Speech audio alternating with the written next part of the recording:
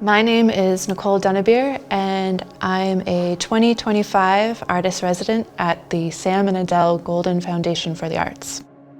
I'm always looking back at Dutch still life. There's so much science that goes into that work. The accuracy goes even beyond a feeling of a flower. Sometimes I feel like it's better than looking at actual real flowers, but I also need to ground myself sometimes and be humbled by nature and realize that nature is always correct. I think that element of mystery and presence is something I was really going for in my work. Different man-made things getting bunched up with natural things, and maybe had some intention to it at some point, but that's sort of fallen away, and now it just has this bizarre mystery to it. I've been spending a lot of time in the woods lately with my dog, and I don't see people, but I see the remnants of them all the time. That kind of strange leftover quality, histories of people using that space. I think that darkness is something that I've always been drawn to. There was a still life book. It talked about darkness in still life being the original state of the world, and that light comes out of it. The importance of rendering that kind of original state has always been really interesting to me, and probably always going to be in my work in a way. One of my goals was to just try out copper painting, and I think it's really, really interesting. It has this vibrant color that's kind of shining through if you let it, and then it changes as you kind of move around the painting. I also love the idea of making this obnoxiously small window to a little tiny world, seeing how much depth I can create in a very small plane. I couldn't stay away from the fluorescent colors. I loved the idea of the mediums that could be poured, and I kept attributing it to a cellophane. So I really wanted to create something that had this fancy, ornate delicacy to it, but then it could be really stretched. Whenever I feel like I'm hitting a wall with painting, I tend to turn to sculpture. I just wanted to see what kind of weird work I could make. Because, we have all the materials right over there. I can just think of something that I want to use and then just wander over and grab it. Working in something extremely detailed, it's easy to feel bogged down, so it's nice to be able to switch between mediums. Work on something that I don't feel like I have intense responsibility towards, and if it doesn't work out, it doesn't. But it is something I think that eventually does inform the detailed work. So Emily and Genevieve are my studio mates. The inspiration that we draw from working next to one another has been just really fantastic. I just feel this momentum. We're just ready to start working. But then also it's great making meals together and just chatting about things afterwards and what our discoveries throughout the day have been. I also think the workshops too, having a period of time where we were thinking about the actual paints themselves, had this meditative feeling to it where you're holding yourself back and just exploring what those actual things are and their properties, and then rushing into your studio and getting that going. But that's one of the interesting things about this residency, is the ability to explore things and see things that may not work now but might work later.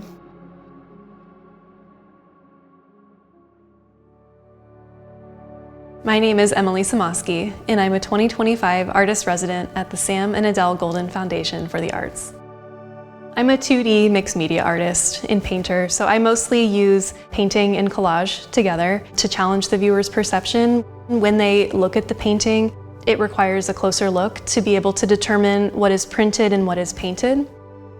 So I'm always collecting collage material. I will go through different stages in my work where I'm using paint, and then when I'm waiting for the paint to dry, I will spread out all of my collage materials, and it usually looks like there is some kind of collage bomb that has just gone off in the studio. I will respond to some of the photographic images that I have. Sometimes it will inspire the painting to go into a different direction, or it will complicate the relationships between the painting. With collage, there's an aspect of it that allows me to lose some of that control. And I have found that that often create something unexpected or surprising when I either tape a piece of collage material onto the work and just to see how it communicates with what's happening on the surface. I'm really inspired by physics diagrams and maps and thinking about how painting can reflect where we are in the world and how we understand it. Usually when I'm working in my studio at home, I put a lot of pressure on myself to make the time really worthwhile and to have something to show for it. I think here is the perfect opportunity to take those risks and to try something without a preconceived idea of how it's going to turn out. I've been using some different stencils and some different grounds that I had never tried before I came here, just to see how that gives it a little bit of like a raised surface. I was so fascinated by the glass bead gel. So as soon as I saw that, I was determined to use it, which I did in this painting.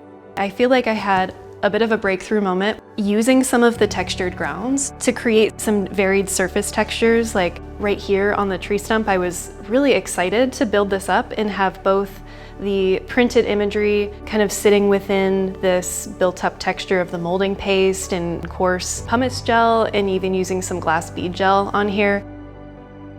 I love the difference in perception that you have as you get closer to it. It starts to reveal itself for what it is, but from a distance, it almost has the same physicality as a tree stump or tree bark would have. I had never used acrylic skins before I came here, and I hadn't really used any of the acrylic grounds to give texture either. But I'm excited with how this has opened up some new ways of creating a sense of materiality and dimension on the surface. I know that this experience being here at the Golden Foundation will continue to have ripple effects as I move back into my studio. One thing that this experience has really allowed me to gain a sense of curiosity again in my practice. As artists, I think it's really easy to fall into different habits and routines once you know what works. So I'm excited to just think about some of the ways that my studio practice might continue to open up. And I know it will only strengthen my work in ways that I am really excited to see how it plays out.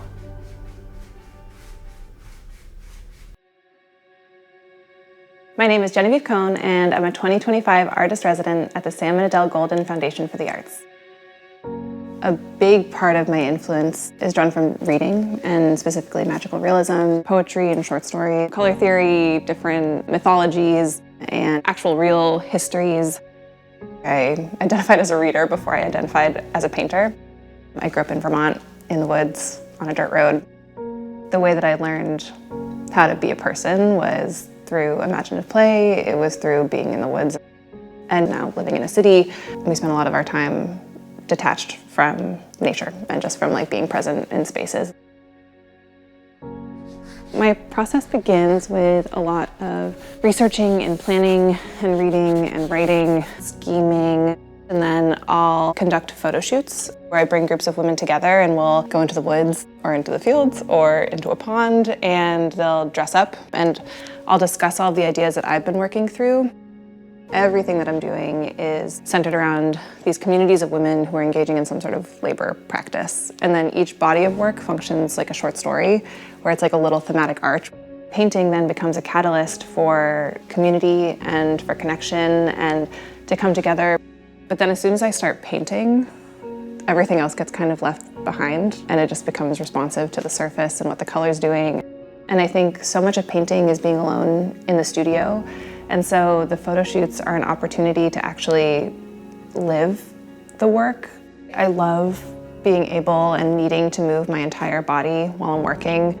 I started rock climbing a few years ago, and I was like partway up a wall and then just realized that it was so similar to the process of my painting, where I make one move and then it opens up a very particular set of possibilities. And then I make another move and it opens up a very particular set of possibilities. I really make like one move at a time in the paintings, and every step is dependent on the step that came before. Sometimes I just see a composition out in the wild that really captivates me. And so this is when we got our tour from Emma Golden over at Golden Artist Colors, and we're learning the history of the paint company, and there was a photo of someone making paint. So I use that as a jumping off point. When I'm working, I always need to be very present with the painting and where it's at. Like I can't hold on to ideas that I've had about it from the beginning, because what does the painting need? I learned so much from the material specialists at Golden Artist Colors. They're just so curious, so excited about figuring things out for the sake of figuring things out and wanting to know things just because they want to know things. And I think it's been a while since I've let myself have that kind of curiosity as being the driving force in making work. I'm just making it because I want to know what happens if I put these two things together. That was so contagious. I think I am such a meaning maker. I think it's a strength of the work, and also sometimes can feel a little burdensome where I'm like, I just want to paint. And it can be really hard to paint if I'm like, but what does it mean? And so I think to de-emphasize kind of explicit meaning and be able to pay more attention to the way that meaning gets made through materiality, which is like where kind of the magic actually is happening.